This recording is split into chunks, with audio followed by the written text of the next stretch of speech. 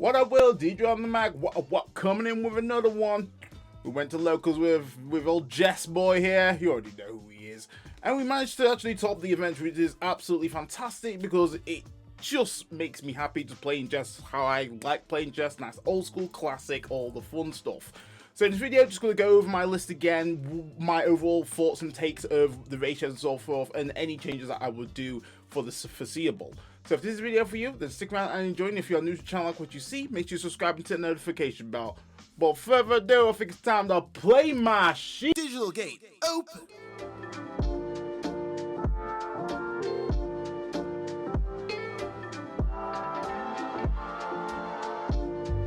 Okay, let's give you my actual thoughts of the list that I ran at locals and got that sweet dub. Now, eggs, 4 of the Goemon. What he do? He did absolutely solid because he ensured that I got that sweet draw, getting a nice key piece in order for me to extend my combos while swinging at a 6k DP or more Digimon. 9 times out of 10, you're going to be swinging with the Jess. So this is definitely going to be easily achievable for you to do what you need to do. Would not swap it for the world. And there we go. Now, time for the rookies. Let's see what these boys did. So we start off with the BT6 Hookmon. Fantastic. I really don't understand why people are not running this at all, or if at one, because it enables you to search out 5 and get your pieces. With Jess, you want to make sure that you can consistently get your pieces in order for you to combo off. Jess really prioritizes itself on pressure, so if you can get your pieces in order to apply that pressure, putting the opponent in a situation where they can't do what they want to be doing is what this deck is now wanting to do. So easily did what it needs to do on the day without a doubt. And then we follow with the new BT23 Hookmon, and this did fantastic on the day. Never a sad day in my hand, raising and raising. It's doing what it's doing, and that inheritable is going to be juicy. It's going to make sure that we're going to be in that memory if we play out a white Digimon, which our deck does pretty easily. But that digging free is absolutely sexy, but you do need to make sure that you fact check yourself, because I nearly, kind of misplayed, but I made sure I checked myself before I wrecked myself, and I only was able to net 1 card from the reveal. So with this, it does reveal the free, but you only can reveal a Hookmon name and a Sistermon card, and then a Royal Nitrate Digimon. So there might be some times where you might, reveal a Hookmon and then you might reveal a Battle Hookmon. You only can select one of those out of that reveal, and then either one might be a Sistermon, which once again, if you reveal all of those, you can only select one of those, which is definitely a tough thing right there, but it happens. It's what's, you got to take the negative with the positive, right? So you will get those instances when that does happen, very rarely, but just in case it does, make sure you fact check yourself, because you don't want to get judged over calling your ass. So that concludes for the BT23 Hookmon. Now we go over to the boy here, which is going to be the BT13. So the BT13 line really works fantastically in terms of you doing what you need to be doing and getting up into your main top end and then netting that memory. If you manage to keep Jesmon alive for the next turn, by God, you have literally, don't matter what the opponent has basically set you on, you're going to be at least getting 2 memory banged up if you play out a Sistermon. And because you are going to have a Jesmon that can pretty much utilize a trash or hand in order for you to play out a Sistermon or a token, you're going to be getting the value from that. So absolutely fantastic right there. Yeah, if you're running a fully focused Jesmon list and talking about OTK, then this is definitely the way you need to be going. BT13 is amazing for that memory gain in order for you to pop off. Then to sisters, these girls locked in right here, and that is going to be the Blanc BT23, an amazing card, absolutely powerful, crazy stuff that you can do with this card. If they can't out your board, the value that they get. The value that you get from these cards is crazy. You can be aggressive, and then you can also cheat evos, reducing that cost from your trash or hand in order for you to, once again, extend and climb up your line. It's exactly what you're going to be doing right there. Honestly, fantastic card that's been printed. And I locked in, and they locked in good. I appreciate. Really worked great on the day. And then we go lastly on the Blanc. I ain't gonna lie, MVP. Really came clutch when I had to get some of my pieces. The thing with Jesmon is that times you're going to have to be pushing out, and you're going to have to do stuff that you don't like. And ensuring that you have cards in order for you to kind of high roll safely is definitely paramount in what you want to be doing. And this card did exactly that. There was times where I was like, I don't know if I can even get into Jesmon here, but I know that I've not drawn a Jesmon for a very long time. So either they're in my security, which if I've had 3 of them in my security, tough luck, or they're going to be coming out these 2 next draws right here when I play this Digimon out. Also, Decoy, once again, came pretty clutch because it means that there's another body that the opponent has to deal with unless they, have a Digimon that does a blanket neg DP effect, which, does happen. Check my recent video right there. So, rookies, done. Champions, let's get it. MVP, this guy, BT23 by hook, beautiful. like, without that memory game, once again, crucial in order for what you want to be doing, but also the actual your turn is probably the most powerful thing here when you tag team that up with the option. Hands down, the amount of times that I used this with the option was huge, and the memory efficiency is beautiful. I never would have thought that the option would have been absolutely as nuts as it was, but it is. It is. Playing out a Sistermon for free is technically saving you out on either 4 memory or 3 memory. And then cheating into a level 5 for, one memory cost, I'll take it. Happy days. And then depending on what you got to evo into, it's going to give you 1 memory at the end of the day. So, beautiful card right here. Definitely want to run that at 4 for real in a Jesmon focus list. Then we go with the Bow Hooks BT20 dish. So once again, still actually locked in. There was plays where I had to basically reduce that cost to play out a sister, and the reason being is that I need to get some pieces that I need to get to due to pressure. Like, the thing with this is that sometimes the pressure flips on you, does a swift 180, and you have to then adapt, and this card helps with adaptation. And also, because of inheritables, we obviously have to gain that memory. So some plays are free, or some plays are going to cost us 1, which is absolutely fantastic. The inheritable sucks balls, I'm not gonna lie. This didn't help whatsoever in the overall tournament play. Then this sister right here, gorgeous, really nice, really helps out. The on-play actually comes up a lot and can really help you just kind of get away, get rid of any form of floodgates. Really does help right here. And also, obviously, the Digivolve is just overall powerful. Digivolve, not many decks have protection from that. So this is where CL just comes in like, yo, Muhammad. Closing the blade and making sure that the opponent is just like goofy, confused and shit. So really good that this card does what it needs to be doing. Very versatile on what it needs to be doing, and absolutely great help. Really works well with the Jesmon there as well, because if you're obviously able to unsuspend, you can just throw this out to actually get rid of a low-level Digimon and still then attack and do what you need to be doing. So it's just so many combos that you can do with this card. It's gorgeous. Then this CL. So I know a lot of lists actually run the BT6 CL, and it makes perfect sense. Getting that memory, fantastic. You want me making sure that you can get enough from it to extend your plays and so forth. For me, is this a card that I would swap out for that card in particular? Probably not.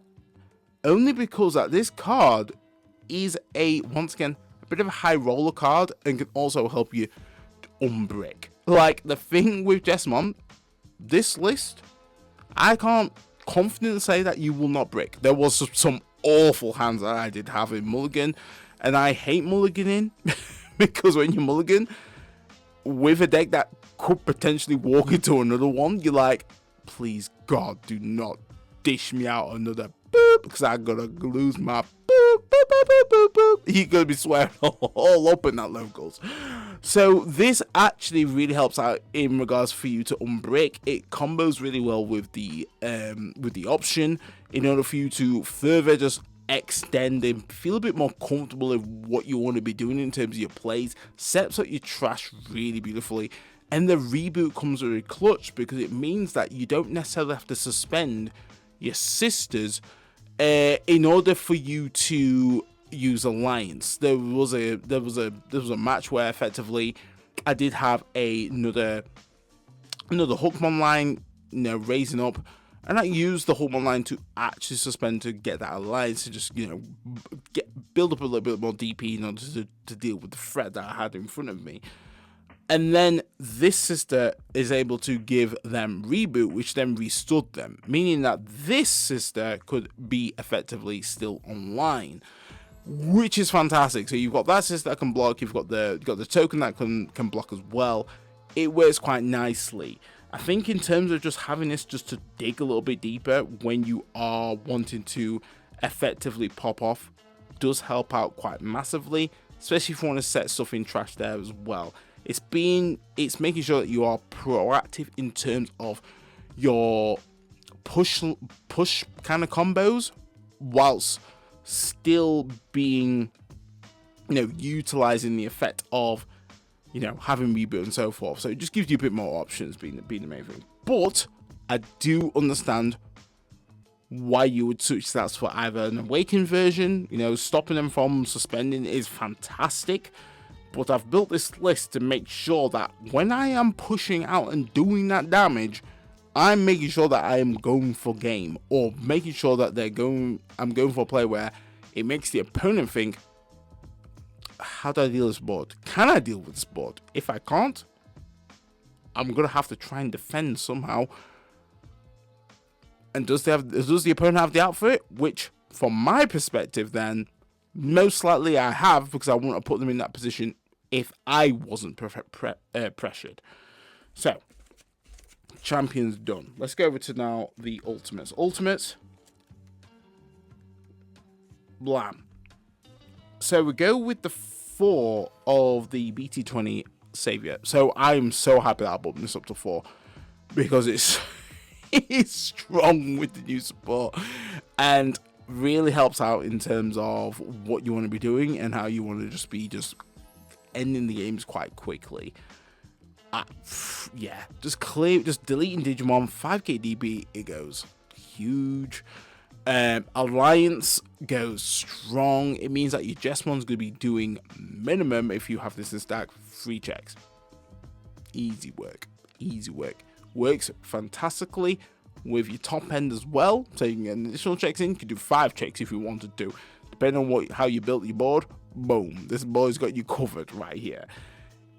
And really amazing for the combat mechanic right there. This only requires another Digimon in order for you to use its end of turn effect to suspend it and go into a Jesmon in name without paying the cost. Huge. So that's where Scramble really helps with this particular play style. Then we go for the Saviors. So Saviors came clutch on the day and really helps out in regards to a different play line which the opponent may not have guessed. When I say this is when you go for, if the opponent's on 4 security, they think they're comfy. They're like, oh God, I'm sweet, guys. No need to be worried. I've got another turn in me. No. If we have Omni, you could literally go into Jess, and we managed to keep turn, swing, alliance, 2 checks, unsuspend off the inheritable. Like, oh, okay. These guys are going a little bit heavy. Jesmon and the blade be cutting me real deep. So you're like, cool, managed to survive. It's all good. You go for another swing, another 2 checks. No, they're at 0 security at this point. Omni for game. It's that simple right there. Also, on top of that, because we are able to play a Sistermon without paying the cost, really helps out with what Sistermons we do have. And on the day, it definitely helped for me to have the start deck CL, because it means I could play that and I could just dig free, which is fantastic for me. I can get a Jesmon if I needed to, if I was once again in a scenario where I had to, on pressure, had to high roll and go for it. Or I could play out a start deck Blanc, which then I could effectively trash 1, get 2, which really helps with the consistency, really helps with my kind of combo plays and what I need to be doing. Because I'm going to be drawing 2, it means that I could effectively, depending on my memory, I could have drawn into a scramble, and I could have scrambled up into a Jesmon if necessarily. So really helps in that. The thing that I could probably lean into here is that maybe I take out one of these and run a Chimera. The only reason why I don't necessarily run a Chimera is that I feel like if I'm going to run a Chimera Mom, I probably need to increase then the sister count, because I don't think I can consistently get out two Sistermon CLs out, beating the thing, because I only run 3 in the list. So that's my only issue with not actually tagging in Chimera. But granted, we do have the Hawkmon that Hawkmon can evo into a Battle Hawk for free if I do run if I happen to have the BT13 Battle Hawkmon and so forth. Play sister, boom, can evo for free, fantastic. DNA, happy days, is all that good stuff. But that's a lot of admin. I feel like at the moment I just want to try to make it as streamlined as I can, and if I can search these out and make sure I can climb up and do what I need to do and apply the pressure, that's what I'm succeeding on. So that was it for the ultimates. Really worked well on the day. Now going over to the megas. So Jess, man, I locked in. I locked in on this card so well. Honestly, there was times where I noticed the difference when I did not have this card in hand, and I had to go to the alternate card. And I'm not going to sugarcoat, guys. I'm going to give it to you guys raw. You know what I do. So this card right here is the absolute priority of what you should be going into. Like, without a doubt, when you got this card, you eat it. Like, you feel comfortable. You feel like, damn, I got my slippers on. I got the log fire burning. It's all good. It's all nice right here, because you're going to be spawning out a lot of bodies. You're going to be applying a lot of pressure. You're going to be able to come back and claim game if needs be, if you have the right setup and so forth. It's a beautiful, majestic card. Bandai really helped out the deck and really helped out the overall Jesmon archetype, because this doesn't just help the OTK style, which I'm preaching on about here. It helps Ganku base builds as well. The Ganku Turtle, this is a further boost to them, and rightly so. Having a nice solid Jesmon doing what it should be doing is fantastic. And I feel like everyone should be playing with the right flavors when they want to, and I completely respect that. But restoring old archetypes is great for the player base that started out really early on. And this card caters that. It's got a splash of the starter deck Jess, BT6, and yeah, BT30 and BT13. No, not 13. 20. Jess. BT13, we don't talk about that one. That was, yeah, interesting one. But, well, all those Jesses were all combined to this bad boy, and it works so well. You're always guaranteed getting a Digimon out, being the thing. And that's with either your token, or your CL, or your Blanc. And that's beautiful. The thing that's really helpful is the actual your turn effect is that you may attack when a Digimon is played. So you have complete control of when this goes out. And there may be scenarios in the future where, you know, we might get a Digimon played once you've kind of done like an end of turn effect, where technically it's still your turn. So you could technically trigger this if you wanted to. Correct me if I'm wrong in the comments, guys, because I'm not quite sure on that one, but it feels like it's completely right. But there might be scenarios like that where this will shine for real, for real. So this on the day, fantastic, phenomenal even. It did exactly what it should be doing, and I don't think I would have applied so much pressure without this card specifically, because Rush, Alliance, and your turn effect that you may play a Digimon, well, if your Digimon is played, you may attack. That all together is an absolute cocktail of success. If you didn't have that, I don't know if this card would be as good as it is, being the thing. But absolutely majestic card. Definitely not 4, should not be less. Now, I'm gonna get so heated with this. So Jesmon X Antibody BT20. So I'm gonna give it to you real. Give it to you real, guys. No filter. This card is fantastic depending on when you have it and the situation that you are in. So, lot of debate in regards to this on Discord, X, so forth. And I'm here to give you my take of what I think of this card. I don't think this card is a bad card by any stretch. It does what it needs to do in any given situation, depending on the condition that is met. So, for example, if you've managed to Evo on top of this on a Jesmon, you gain immunity. In a list that is all about the OTK, and you want to make sure you get shit done, this card is phenomenal.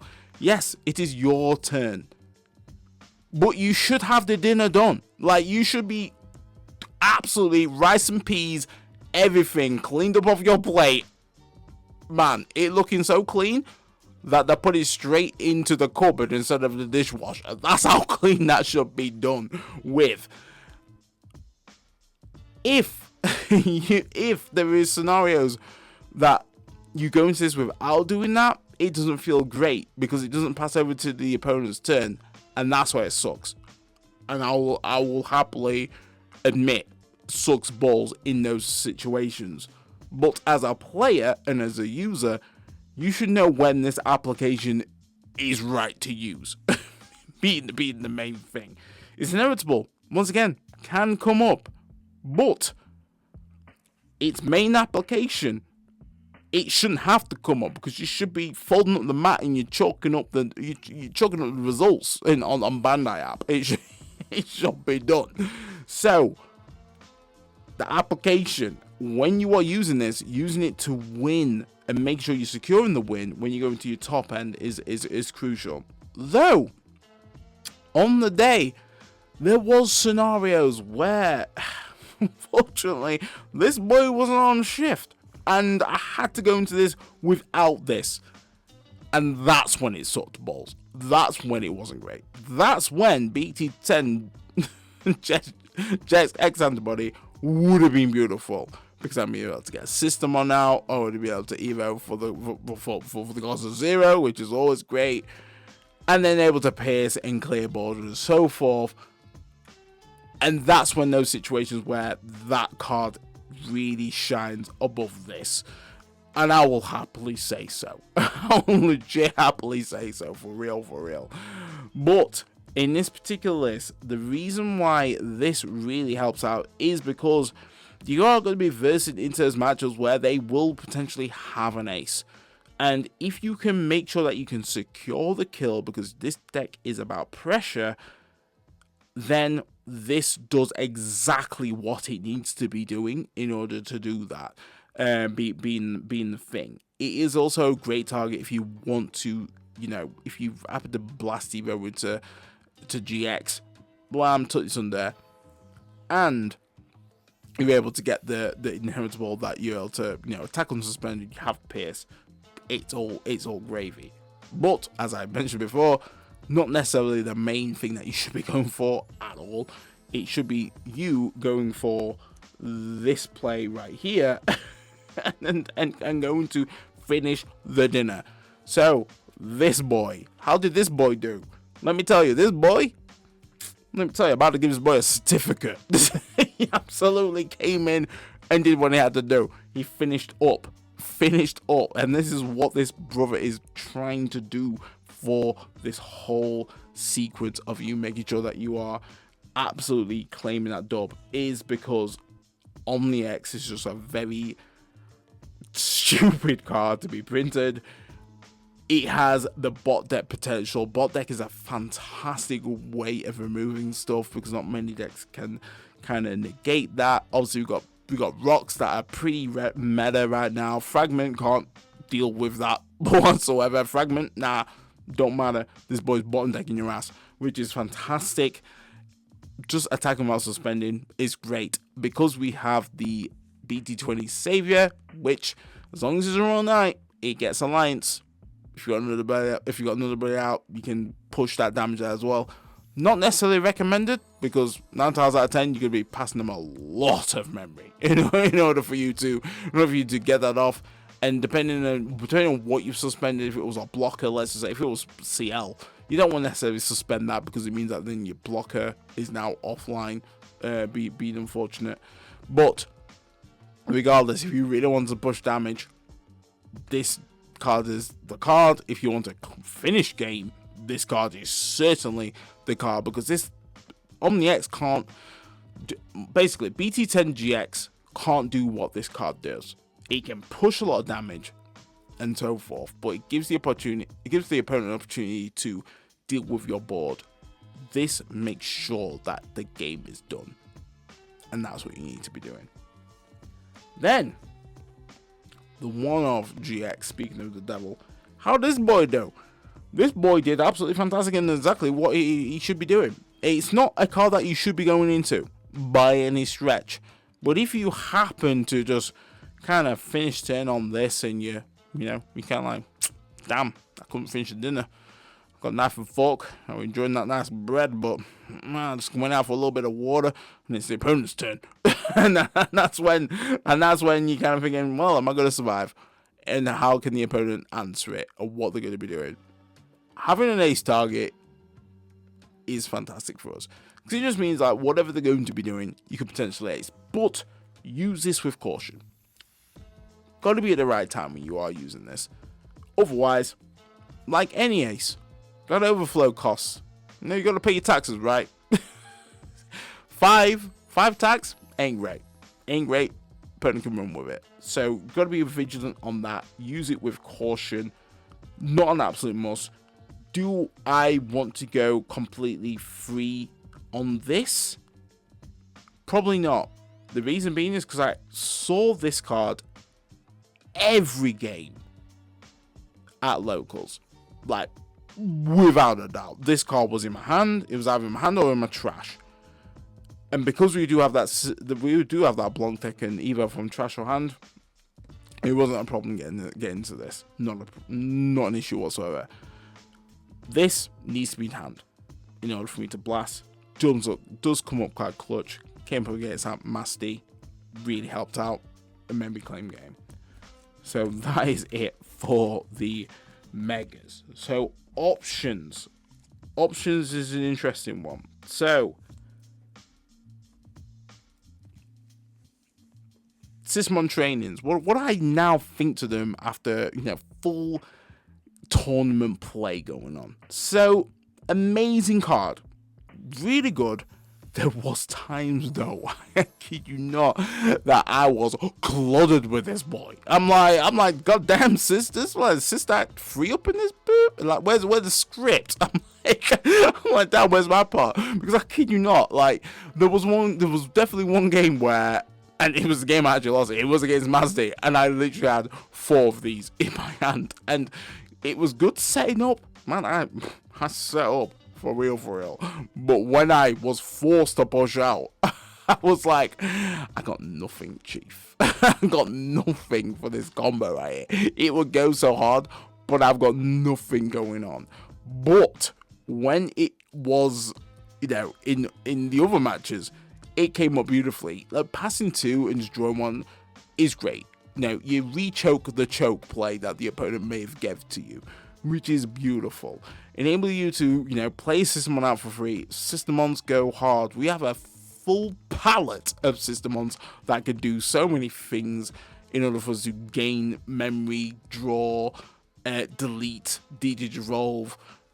It's unreal what this card can now provide us, and is only going to age like a fine wine. It's good for us to do what we need to do, especially with the BT13 support and the inheritables. Print us memory, and that's what you want to be doing right there. I've got gameplay videos of how Sistermons kind of interact and so forth. Make sure you check out those. But on the day, this did help out, and the security effect really helped out there as well, in order for us to kind of set this up and then play as from handle trash. And this is why the start deck CL comes out quite clutch, because if I'm technically bricking, being able to play that out for free and dig free is a massive game changer right there. It is unreal, and getting another body out means it puts us in a position closer to either having a target for our savior to utilize, or a target for us to swing, and depending on what system we got, cough, the new BT23 Blanc, we can swing and we can trigger its suspending effect, which is once again gorgeous. It is great, but I do feel like maybe if I dropped it to 3 and I increase the scramble here to 3 split, I think would work quite nicely. The reason why I absolutely love scramble in this particular list is because of the comeback mechanic that Jess does have. And sometimes, for me personally, I'm kind of thinking, do I fully lean into that possibility of having that mechanic? I must admit, on the day, brother was slipping. I'm like, sometimes I'm like, I had scrambling around. Why am I paying 3-2 Evo into a freaking ultimate when I could have paid 2? And then you have the security that you can get your combat play going, being the thing. So that's for me to be a bit more vigilant on. But sometimes there is plays where, like, depending on your setup, you might not always want to go with a scramble because you do your master disciple, and then like, well, scramble's not necessarily doing much here now because it's not that it doesn't work in combination. So sometimes I was fumbling on that, but I do feel like scramble at 3 probably works out better, because you could effectively get out a rookie or hook one, let's just say, get a bit more search, and this goes in your hand and you can further set up. Or you can easily set up a combat play, which is going to be fantastic for you. Even if they do not have over 10k DP, in order for you to effectively get your war mechanic going, just using the scramble to get a hook one out or body out means that it sets your savior BT20 live in order for you to do what you need to do. Because 9 times out of 10, you gotta go into that from, playing your BT20 savior, suspend your hook that you've got from your scramble, go into the Jess. When digivolving, you can play as Sistermon, which obviously for us, BT23, slap it out. And then we swing, because we play that Digimon, which is absolutely fantastic. Summon out another body. We do Alliance. We suspend the BT23 Blanc. And then we go into Omni X. Shazam. Poetry in motion, stage in motion. That is the play, and that's the immense aggro that you can be doing with the Scramble, just having that out. Really good stuff right there. So I do think if there was any change that I would do, knock this down, increase this up to 3.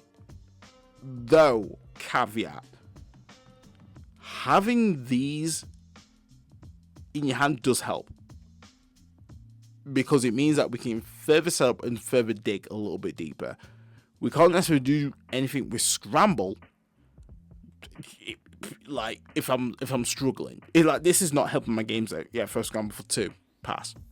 That's not necessarily helping my game state unless the opponent trips in to a rookie of some variety at my security. That's the only thing that's going to help. But no, giving you my thoughts right there. Then training does exactly what training should be doing. Like, there was never a bad day when I had training, not a problem at all. But it's exactly what we need to be doing. Then Master Disciple 3. Would I increase this to 4? Don't think so. I think 3 was just fine. I think 3 was really good because it did what it needed to do. On the day, I felt like I had enough in hand, great search and so forth. This feels a bit better when proc from security, because I could basically just kind of ensure that even if I'm pulling out a Sistermon from Hand of Trash, putting it on field, this goes in my battle area. Even if they deleted my Sistermon on the turn it was played, me pushing out and either into something is going to get that said Sistermon back out again, being the thing. And then if they can't out that Sistermon, it means I have another swing on field, being very crucial. And for real, having another body out that they can't out, especially if it's the BT23 Blanc, goes a long way, and definitely up to my last matchup with the BT23 Blanc, because just being aggressive with that card enabled me to evo more efficiently into my line, and once again pushing that damage. So that concludes for the list. And on the day, only one change, guys, and that would just simply be the Sistermon training ratios with the with actual Scramble. But apart from that, all ran silky smooth. So if you enjoyed the video, especially with like a standard, stay safe, stay fly, and I'll catch you in the next one. That's your boy D Dread, off the mic.